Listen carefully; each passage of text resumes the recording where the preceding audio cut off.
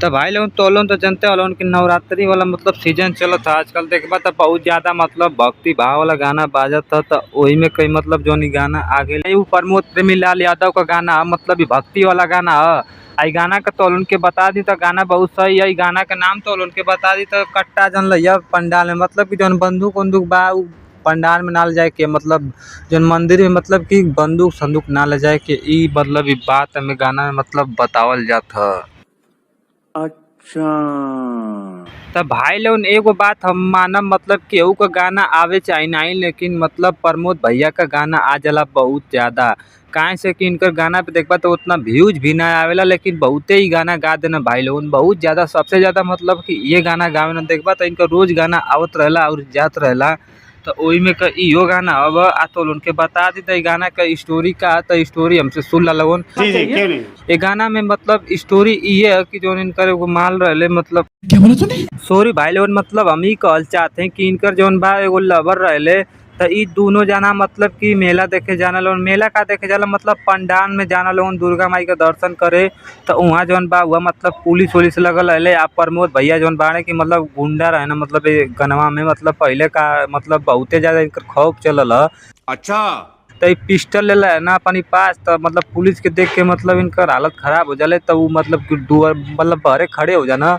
आज उन इनकर गर्लफ्रेंड नहीं, वो मतलब अंदर जाए लगनी तो मतलब पूछे लगनी कैसे ना होता हो, तो मतलब ये बताओ ना कि मतलब हम बंदूक ले लें, हम ना जा सकता हैं। हेरा में पड़ो बानी लेके हथियारवा, कहीं से के घोसी मंदिर के भीतरवा। तो बंदूक लेके ही खूब परेशान है ना, मतलब ये सोचने कि हम बंदूक लेके अंदर ना जाए, मतलब पुलिस वाला हमके मतलब गिरफ्तार कर ले तो हमार का होई।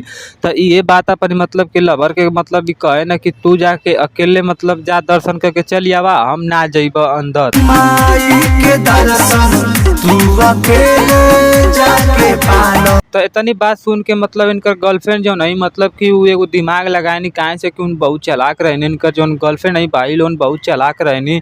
तो वो एगो दिमाग लगावनी, वो बात ये कहनी कि मतलब आई जौन बंदूकिया ये पिस्टलिया ये वो मतलब कि हमारी दुपट्टा में लुका के मतलब आराम से चल चला, कोनो दिक्कत ना होई। घाटा मोर दुपट्टा बेलुकवा लोई सोना, आवो पर शादी खाला। तो बस ये कुल गाना में मतलब दिखावल जाता है पंडाल में, मतलब कि बंदूक लेके परेशान रहे ना उनका जो मतलब कि गर्लफ्रेंड है, वो मतलब अंदर ले जाए खातिर प्रसादी खाए खातिर कहने की दुपट्टा में बंदूक हम चुरा के मतलब कि लेके चल जाए, कोनो दिक्कत ना होई। बस ऐसा ही मतलब गाना में चलत रह जला। और ओकरी बाद यो कहने की मतलब कि आज से तू बंदूक बंदूक मत उठैया, मतलब शरीफ बन जिया, खूब इंसान मतलब बन जिया शरीफ, आई कुल चीज मतलब ले लेके आवल मत करिया मतलब पंडाल में। भर दशहरा बन दुख है। तो प्रमोद भैया ये कहना कि कुल तो बचपन से हमारे शौक है, मतलब पूरा इलाका में मतलब खौफ है। इ तो बचपन से शौक बा, पूरा इलाका में खौफ बा। तो ओकरी बात प्रमोद भैया मतलब माफी मांग लेना कि हम ऐसा गलती मतलब अब से दोबारा ना करब। गलती भइल बाबे भूल से, माफ कर दो सोना राहुल के।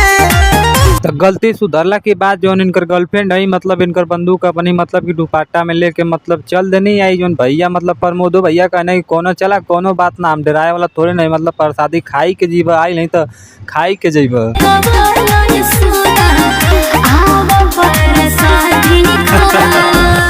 चलो जौन देख ले। तो भाई लोग ने गाना का स्टोरी मतलब कि ईयर अलग गाना बहुत सही है, मतलब हमके बहुत शानदार है गाना, मतलब सुनने में बहुत मजा आई है, मतलब ये गाना मतलब बहुत सही है।